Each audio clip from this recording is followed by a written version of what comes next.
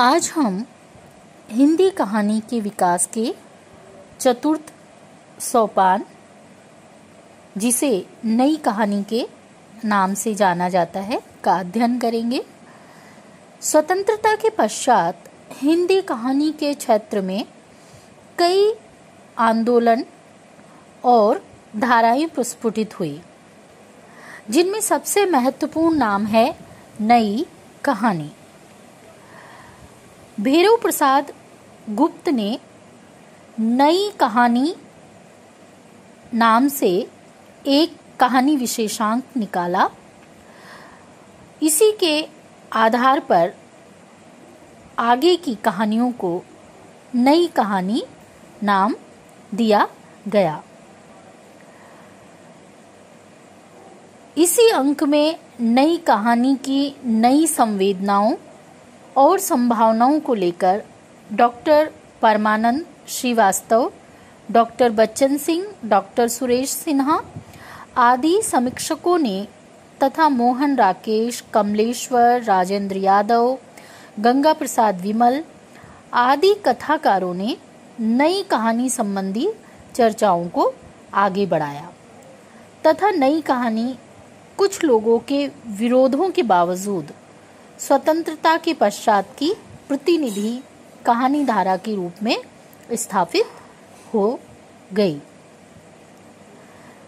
नई कहानी उस बदले हुए परिवेश की कहानी है जिसमें परंपरागत सामाजिक व सांस्कृतिक मूल्यों का विघटन, पुराने मूल्यों का अस्वीकार, औद्योगिकीकरण से व्युत्पन्न जीवन की समस्याएं, आर्थिक विशेषताएं तथा वर्ग संघर्ष, अनास्थापूर्ण व्यक्तिवादिता, महानगरीय जीवन का आतंक, बदलते परस्पर संबंध आदि समाविष्ट है।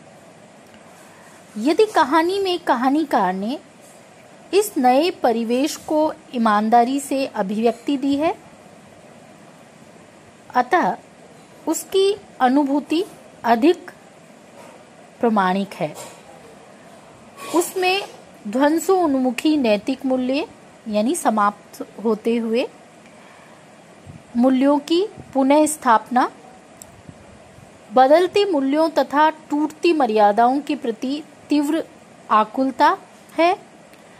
नई कहानी में वर्तमान जीवन की व्यग्रता, टूटन, अनास्था, आत्महीनता, कुंठा, बौद्धिक ऊहापोह आदि को चित्रित किया गया है तथा उसने परंपरागत रूढ़ जीवन आदर्शों से विद्रोह किया है। मनोविश्लेषण का सहारा लेकर नई कहानी व्यक्ति और समाज के विविध आयामों का नई दृष्टि से निरूपण करती है। उसमें जहां प्रेम तथा स्त्री पुरुष संबंधों को खुली दृष्टि से देखा गया है, वहीं जीवन की विषम स्थितियों में फंसे आम आदमी के स्वर को भी उभारा गया है। नई कहानी का फलक बहुत व्यापक है।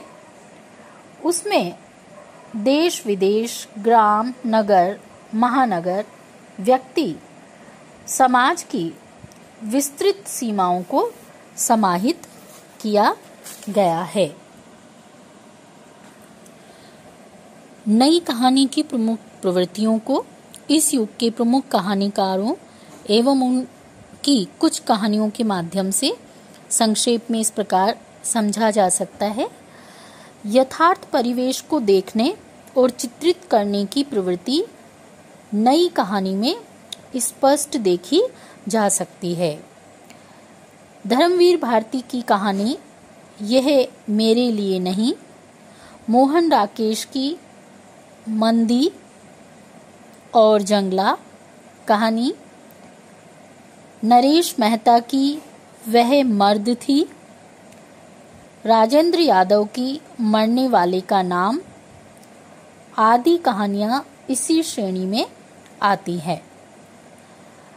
मनोवैज्ञानिक यथार्थवाद भी नई कहानी की एक प्रवृत्ति है।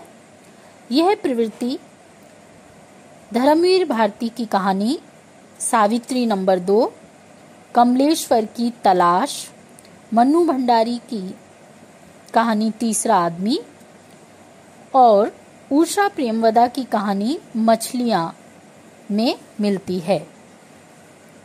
सामाजिक यथार्थवाद का स्वर मार्कंडेय, अमरकांत, भीष्म साहनी और श्रीमती विजय चौहान की कहानियों में देखा जा सकता है। कुछ कहानियों में आदर्शवादी प्रवृत्ति भी मिलती है। मोहन राकेश की इंसान के खंडहर, धर्मवीर भारती की चांद और टूटे हुए लोग में ये प्रवृत्ति देखी जा सकती है। मार्कंडेय की कुछ कहानियां भी इसी प्रकार की है। अस्तित्ववादी प्रवृत्ति की कहानियां, जिनमें नरेश मेहता की अनबीता व्यतीत, मोहन राकेश की कई एक अकेले, निर्मल वर्मा की पराये शहर में, ज्ञान रंजन की शेष होते हुए तथा कमलेश्वर की कहानी तलाश आदि हैं। सामाजिक चेतना और संबंधों को लेकर लिखने वालों में राजेंद्र यादव, निर्मल वर्मा, शिव प्रसाद सिंह, राम कुमार और भीष्म साहनी का नाम विशेष रूप से लिया जा सकता है। वैयक्तिक संबंधों का चित्रण अथवा संबंधों के टूटने का चित्रण भी नई कहानी की विशेषता है। इसी में वे कहानियां भी आती है जहां आदमी सबसे अलग छूटता चला गया है और अजनबी बन गया है।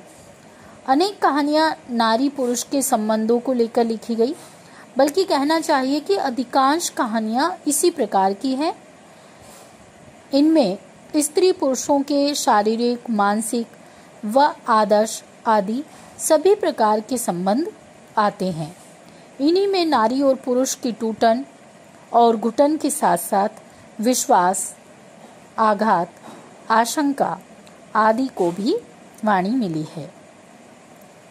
शिल्प की दृष्टि से नई कहानी में सांकेतिकता, प्रतीकात्मकता, बिंब विधायकता और प्रेषणीयता आदि गुणों का अच्छा विकास